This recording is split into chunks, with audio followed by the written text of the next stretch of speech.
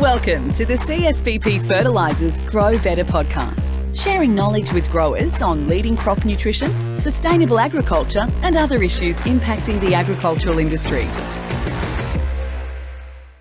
G'day everyone and welcome to another episode of the CSBP Grow Better podcast. My name is Gray Johnston and for our 18th and final episode of the year, you've just got me.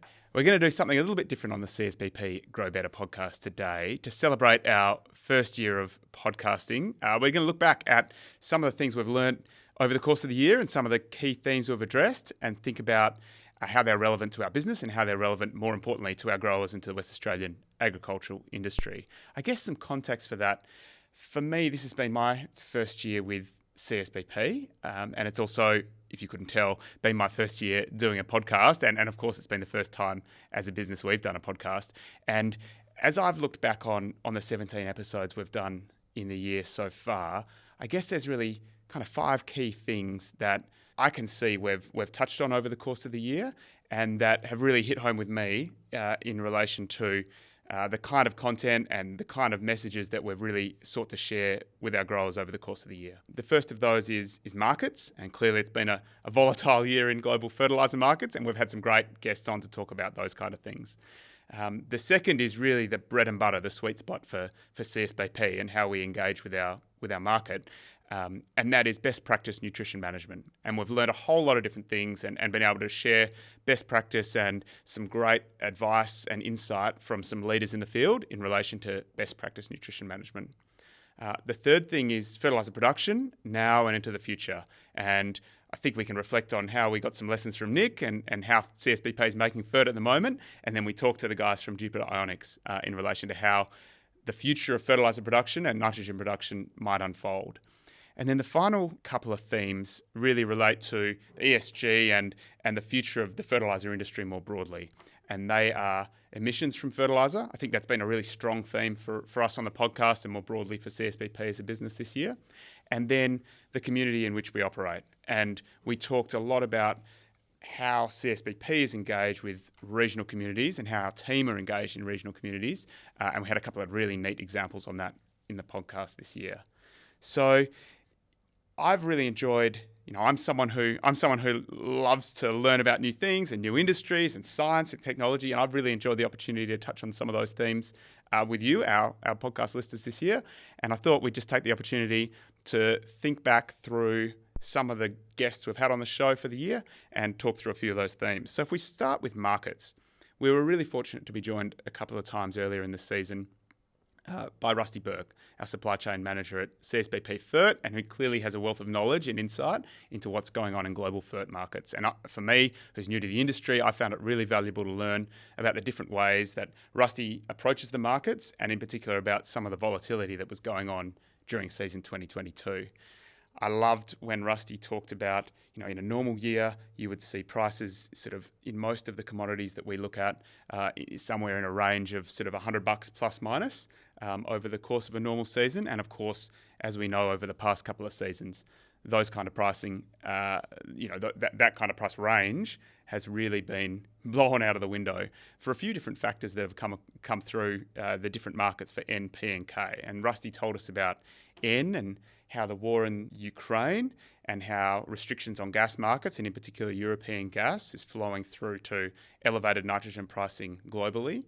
And Rusty talked to us a little about the disconnect or dislocation sometimes between the urea market, which can be impacted by big events such as China coming in and out of production or in and out of export, and India and big Indian tender processes. I was really interested to learn about how the Indian tender can have such a big impact on global nitrogen prices. And there can be a disconnect between the urea market, which is a big seaborne traded market, and the Flexion market, which is a smaller seaborne trade and which is really dominated by Russia, and which we have really seen some impacts in that market due to the impact of the Russian invasion in Ukraine. So that was nitrogen, and Rusty told us a bit about that. And then in potassium, in K, Rusty told us also a lot about how Russia and Belarus are the main exporters of that product globally. They each contribute around 20% of the seaborne trade in that product. And so again, the impact of sort of that dislocation in Europe and how that's flowed through to fertiliser markets more broadly was kind of fascinating to learn about. And then phosphorus, Rusty told us about how China can be a bit of a difficult player in that market, and how in recent times Chinese government export sanctions have led to some discontinuities in the market, and have led to, some disruption for some Australian providers of phosphorus fertiliser. So it's been a bloody interesting year in fertiliser markets. I don't know if it's been a good year. I think clearly both our team and our growers would have preferred that the year in fertiliser markets to have been a little more stable than it has been, but it's been nice that through the forum of the CSBP Grow Better podcast, we've been able to make some of those learnings at least available to the West Australian market. And I'd encourage everyone out there to keep in touch with the market update that we share with our customers pretty regularly, which is taking the best insight that Rusty and the broader CSBP supply team can share with the market. So that's the first theme I think we managed to cover on the Grow Better podcast this year, and certainly an interesting theme and one that a lot of growers have talked to our team about through the course of the year. Best practice nutrition management is probably the way I'd capture the second theme we touched on during the course of the year. And I like the way that James Easton, our senior agronomist, summed it up in relation to what he describes as the 4 R's of best practice nutrition management, and then rate, product, placement, and timing. And we did have some listeners get in touch to point out to us that of the 4 R's, only one of them actually starts with R. You know who you are. But we at CSBP are clearly working hard on helping our growers and helping our industry manage the nutrients that we apply in the best way possible along each of those axes of rate, product, place, and timing. And if you think about the way we're doing that, we had a lot of focus in our Grow Better podcast this year on the basics of soil, plant, and grain analysis. Just recently, we had Chris and Lois come and talk to us about what goes on in the CSBP lab and how those lab analytes work, and then how they can flow through to growers to help them make decisions in relation to soil sampling for the year. And we've got a team in a hive of activity at the moment looking to plan soil jobs for the 2023 season ahead. Then we had Luke talk to us about particularly at this time of year, getting some advantage from grain analysis and some of the things you can do to use grain analysis to identify opportunities from the previous season to look at, hey, has this area of poor performance been frost, or has this area of poor performance been some kind of disease or some kind of nutrient deficiency? There's some deficiencies, I think Luke talked about copper, that can only be picked up or much more easily picked up using grain analysis, and I was pretty fascinated to learn about that. And then James, right at the start of the season, talked about opportunities from plant sampling and what are the opportunities we have during the season to get insight from plant sampling. I think the opportunity he talked to was potassium. Is potassium a limiting nutrient for your nitrogen later in the season? James talked about some opportunities we might have to use plant sampling to pick up on that as a tool to diagnose issues early in the season, and then figure out whether you're going to get good bang for your buck from your investment ongoing. But of course, it's not just about soil and plant analysis. That's probably where the season starts. But we touched on another couple of themes within best practice nutrition management on the podcast this year. One of them was trials. Clearly a big focus on trials, and we had Miles in to talk to us about his experience as an ag officer supporting our trials program. And we're really pleased that for those of you who are out there in the Brookton area, Miles has recently moved from being an ag officer, taking all that great learning he's taken in the ag officer role, and taking it out to be an account manager, nutrition and sales, supporting all our growers around the Brookton area. So Miles was in talking to us about trials, and it's kind of cool for me to learn about all the different things the team gets up to over the course of the season. So Miles talked about the program, and then we had Luigi, James and Justin in each talking about some of the more specific things we focused on the program this year. Louis, we had right on early in the season looking back at some trials we ran in 2021, and he was looking at nitrogen and potassium interactions in ameliorated soils on a sand plane up at Una. And we talked a lot about, we're interested to see there's a lot of soil amelioration going on. I think this particular site had been spaded and had come off a canola rotation, gone into a wheat rotation, and Louis and the team have put this in. Setup year was 2021. I think it's a 4-year trial, and they've put that one in to have a look at, hey, as we're undertaking some of this soil amelioration, we're really seeing the yield potentials lift on some of these sites. Are the nutrition strategies we've got for these sites still fit for purpose? And Louis talked us through, hey, we did some of this soil amelioration, we did the soil test, we did the plant test for K. We didn't see a K response at this site, but we did see some interesting N responses at the site. And we're going to keep running that trial over the course of 22, 23, 24, hopefully, and consider how the long-term impact of soil amelioration can impact our nutrient strategies going forward. I was also interested at the end of that podcast with Louis. He talked about some of the work they're doing on a sort of a nitrogen bank theory, and talked about, I can't remember the bloke's name, but he go back to the podcast, have a listen. He did talk about bringing some work from someone who thinks about the longer term carryover impacts of nitrogen. And I know that's a theme that the broader trials team and the broader agronomy team are giving a lot of thought to, and how we can test and prove that up in the trials program over the coming years. So Miles talked trials with us. Louis talked about some of his trial work. James also touched on some of the longer-term rotational trials we got in the program this year.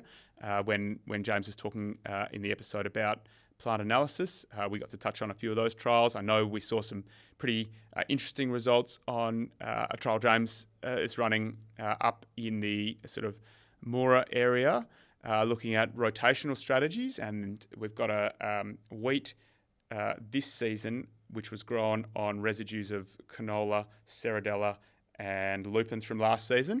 And we've had the opportunity to see those results already. So if anyone's interested in having a look at those, get in touch with your local CSBP account manager, because I know the trial came off a couple of weeks ago. James and the team have processed the results, and a pretty interesting outcomes there. They'll be up on the website in due course, but anyone out there interested in learning a bit more about that long-term trial, the rotational effects of wheat on canola, lupins and ceradella, I encourage you to get in touch with your account manager team. So nutrition and best practice management was kind of that second theme I guess I identified when I thought about what have we learnt over the course of the Grow Better podcast this season. And we talked the 4 R's, we talked soil plant analysis, and we talked the trials program. I guess the final element in best practice nutrition management was really technology. And we had a few different episodes this season where we talked about technology and how CSBP and the broader industry are using technology to support growers with their best practice nutrition management.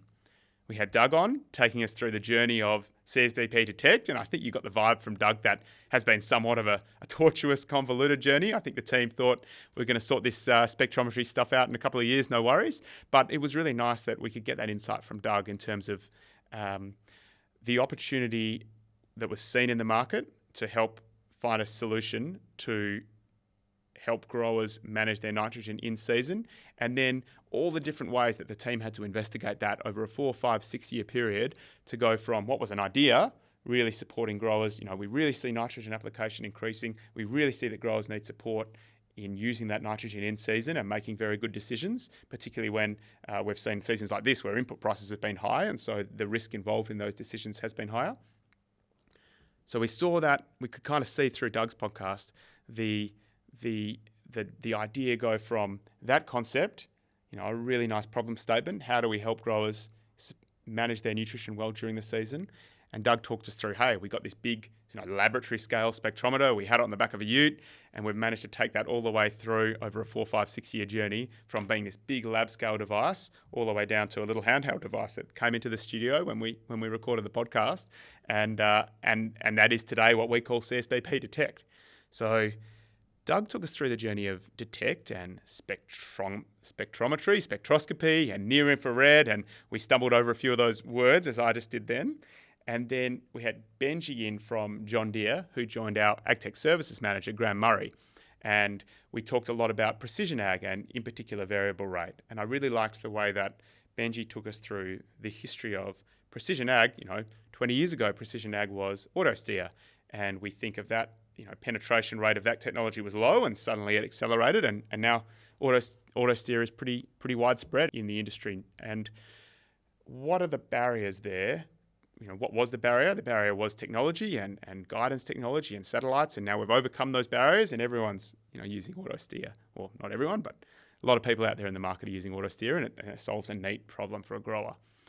And we move from that example of precision ag to something we're really interested in at CSBP, being a fertiliser company, which is variable rate technology.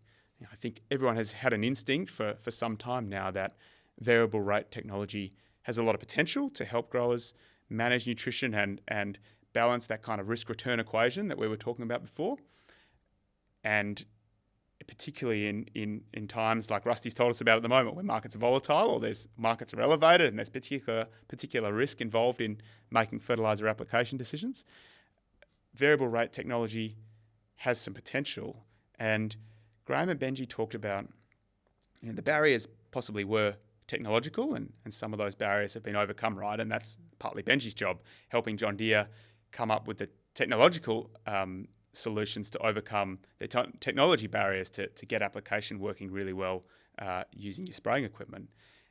And now I got the vibe from the discussion with Graham and Benji that the barrier has gone, we're still at about adoption rates of maybe 20%, and that the barrier has gone from technical to being more like data. So a lot of the equipment is capable of doing variable rate, but growers don't have the data required or don't have the recommendation required to take information that they know they can use to come up with a variable rate prescription and actually turn it into a variable rate recommendation that they can apply across their paddocks. And you could see that that's where Graham was heading with Decipher Ag technology, which is, hey, Benji's out there, John Deere have solved a solution or have come up with a solution for doing a variable rate application. We now need to support that as a nutrient company and come to the party with, hey, what's the recommendation that should come on different zones of the paddock? And what is the application rate that should apply to each of those zones? And it was really nice to hear from Graham and Benji together, a bit of yin and yang, talking about the opportunities that we might have there. And you can see a bit of a pathway for Decipher Ag to help support the uptake of variable rate application in Western Australia and therefore to grow the nutrient use efficiency of WA growers. So nutrition research and best practice management has clearly been a big theme of the program this year. And I think that is, as I said before, a real sweet spot of CSBP. Clearly another sweet spot is fertiliser production. And we got such good feedback on Nick Patrick, our FERT production superintendent, coming in to talk to us about the plants he's running at the moment. He told us about how he's running the super plant, he's running the grand plant, and Nick on the side also runs Flexi and Dispatch. And what a great, knowledgeable, enigmatic, and really enthusiastic team member that he is. And you really see he has a love for his team and a love for producing fertiliser for the growers of West Australia. Interesting to learn about the super manufacture process. Sounds like it's broadly unchanged from the way we've been doing it for a number of years across all the different sites in CSBP, and clearly CSBP has a strong legacy of manufacturing super in WA. And then Nick told us about what's going on in the granulation plant and how we're making compound fertilisers in Western Australia. And Nick gave some real insight into the different mechanisms that go on into producing your MacroPro or your Agras or your K-Till that many of our listeners out there will be thinking about getting their commitments in shortly, I'm sure, for those products for growing season 2023. So Nick talked about how we produce FERT at the moment, and he touched on the fact that we have a Haber Bosch plant on site at CSBP Kwinana. And I think as really the only FERT provider in our market that does have that real manufacturing heritage, I do get the sense that it enables us to have a stronger conversation with growers around some of these themes and provide some real market insight into where fertiliser's heading.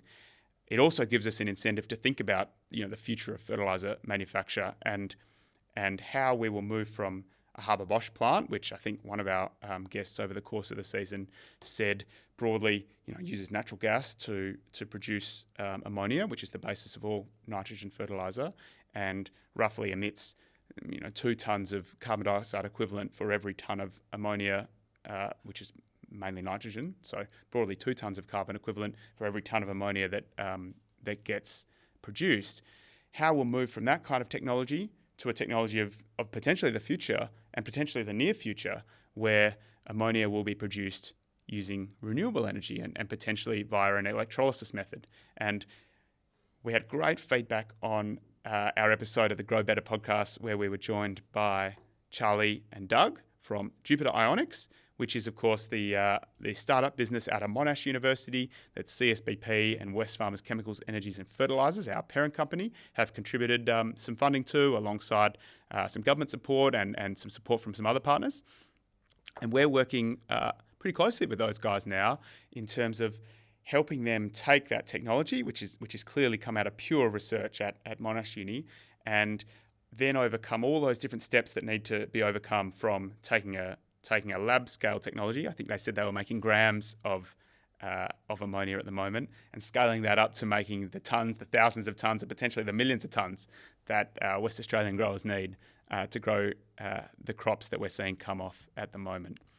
Fascinating to hear from those guys, and I think it was Doug who recommended to me and to our other listeners a book, The Alchemy of Air, which talked through the history of the Haber-Bosch process, and I took his recommendation on board. I've just finished that book, and it was interesting to think about the parallels. It's probably broadly 100 years ago that Fritz Haber was almost doing the exact same thing, coming up with a lab scale process to produce nitrogen because of a different constraint that they were facing. And Charlie, in that podcast, talked to us not about the constraint of carbon emissions, but to nitrogen fertilizer application. Charlie talked about the constraint of nitrogen broadly running out and cost.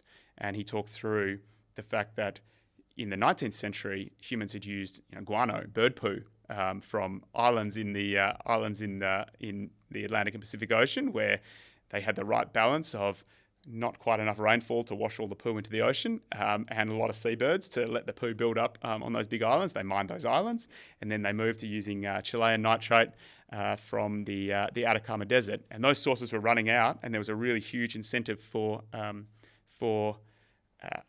industry to develop new sources of nitrogen, and that's what led Fritz Haber to building his first little laboratory scale device that made, I think it was something like 125 grams of ammonia an hour. And that's sort of the scale that Charlie and Doug have got their device to at the moment. And Charlie drew the analogy to the constraint not being run out of nitrogen, but the constraint being needing to produce nitrogen fertilizer to feed a growing global population using a lower emissions method. And those guys aren't out there figuring out where that low emissions energy is going to come from. I think they recognise that, but they're certainly out there figuring out, hey, if we do get some bountiful low emissions energy, how can we use that? And we're pleased at CSBP Fertilisers to be able to play our little role, and we'll be supporting them through the course of our trials program over seasons to come. So nice to talk to those guys, and very nice to be able to introduce them to our audience in WA. So that was for production, and it leads us really to the fourth theme that I talked about, which is emissions. And I've already touched on that, but we've covered kind of emissions from production of fertiliser. There's also clearly emissions from the use of fertiliser, which as a fertiliser company, we take a lot of interest in, and clearly we have to help our growers in managing those emissions. And there are a few different themes touched on the podcast. We had Justin talking about the different nitrogen loss pathways, which can lead to nitrous oxide emissions, carbon dioxide emissions, ammonia emissions, and some of those things are greenhouse gases and some of them aren't, but they're all loss pathways. So Justin talked about the different losses that we can have from volatilisation, from hydrolysis of urea, which leads to carbon dioxide coming off, and from a denitrification process under anaerobic conditions that can lead to nitrous oxide or other types of nitrogen losses. And then Justin talked about some trials we have in the program for some products that can help address some of those loss pathways. And again, we've seen the harvest results come off for some of those trials already. And I really encourage anyone who's interested in those results to get in touch with their local CSBP account manager. Some really interesting results, and really interesting in the context of a new product that CSBP is bringing to market, which Justin foreshadowed on the podcast, CSBP Urea Sustain, a coated urea product, which will be available in the market next year and does help to address some of those loss pathways. So Justin talked about losses in the context of nitrogen use efficiency and making sure that as much nitrogen is not lost to the atmosphere and therefore available to the plant. And we had Deb Turner, our new Senior Sustainable Ag Advisor, on the podcast, and not long after she joined the business. And Deb has a really strong research background and a really strong policy background. So Deb told us about her background in her PhD and working on some of the first carbon emissions CRCs in Australia back sort of 10, 15 years ago, and coming up with some of the greenhouse gas measurement factors that we now use in the National Greenhouse Gas Inventory. So, great that we could introduce Deb to the West Australian growers through the medium of the podcast, and great that she's been able to get out and about and meet some of our growers in person since she's been with the business, and certainly a wealth of knowledge of nitrogen losses and loss pathways more broadly. So that's emissions. The final theme, I think, we managed to touch on across the course of the Grow Better podcast this year was community, and we touched on that in two probably pretty distinct ways in different episodes. And Field Days is clearly something that CSBP as an organisation has been a part of for a long period of time, and they're clearly an integral part of the West Australian agricultural landscape. And it was great to welcome Billy, who was on the board of the Mingenew Midwest Expo, and Danielle, who was the new GM up at the Darwin Field Days. Great to have them on the podcast, talk to each of them about their event and what it means to their local communities and some of the different things that they're trying this year. And then, a lot of fun for our teams to be out there meeting with growers and other people in the industry at those events over the course of the year. And clearly a big element of CSBP having some great interaction with our customers at those events, but also a way we can contribute to our local community as we contribute through our support of regional hockey in Western Australia. And great that we could have the opportunity to welcome Fabian from Hockey WA, and probably more excitingly, former Hockey-Roo Ashley Nelson and current Hockey-Roo Penny Squibb, both who had regional backgrounds. I think Ashley talked about coming from Wagen and Penny from Tambalup, and talked to them about their experiences of playing hockey in WA, and it was nice to hear their reflections of hockey as a sport that can really be played at a sort of mixed level for kids in regional towns. So great to meet them and hear about their experiences playing hockey in WA, and great to chat to Fabian about where hockey's going in WA and in Australia. And Fabian told us about the deal they'd just done with China to get West Australian State League hockey, I think it was, onto TVs in Chinese hotel chains. Incredible, groundbreaking news on the CSBP Grow Better podcast. And after we had Penny in on the show, she was off to the World Cup, and of course we followed her progress through. I think the Hockey-Roos team that she was a part of made a bronze medal in that World Cup, and we caught up with Penny at the Newdigate Field Days. She had her medals along, and a lot of kids getting photos with some medals. That was good fun. So, we've looked back at the year that we've touched on a lot of different themes. We talked markets, we talked best practice nutrition, we talked FERT production now and into the future. We talked about emissions in particular as a big focus for our industry going forwards, and we talked about community and the great agricultural communities that we're privileged to support at CSBP. And if you think through those themes, I think they are themes that are not just relevant to our podcast and our podcast audience, but they're really the DNA of CSBP Fertilisers. So if I look back on what we've touched on over the course of the podcast this year, hopefully we've got it about right. But of course, we would welcome, as always, any feedback and any suggestions you have for future episodes. So you can slide into our DMs, or you can get in touch with me, gray.johnston@csbp.com.au, with any suggestions you've got for 2023. We will be back in 2023, bringing you the latest and greatest on each of those themes and perhaps a little more. But until then, from everyone here at the team at the CSBP Grow Better podcast, we wish you a safe and productive harvest. We wish you a really great Christmas and a really nice summer break if you get one. And we look forward to joining you again next year. Thanks to everyone involved here at the CSBP team for your support in getting us out there for 18 episodes now this season. Thank you everyone out there for putting up with me for the course of the year. It's been a lot of fun for me, and I hope you can tell from this episode that I've really enjoyed joining each of you every couple of weeks, but also learning about all the different things that are going on in this great industry that we're so privileged to be a part of. So thank you all. Have a really happy Christmas. Hope your harvest finishes well, and we'll see you all next year. Cheers. Bye-bye. Thanks for tuning into another episode of the CSBP Grow Better podcast. For more information about CSBP, please visit csbp-fertilisers.com.au or connect with us on social media at CSBP Fertilisers on Facebook, Twitter, Instagram and LinkedIn.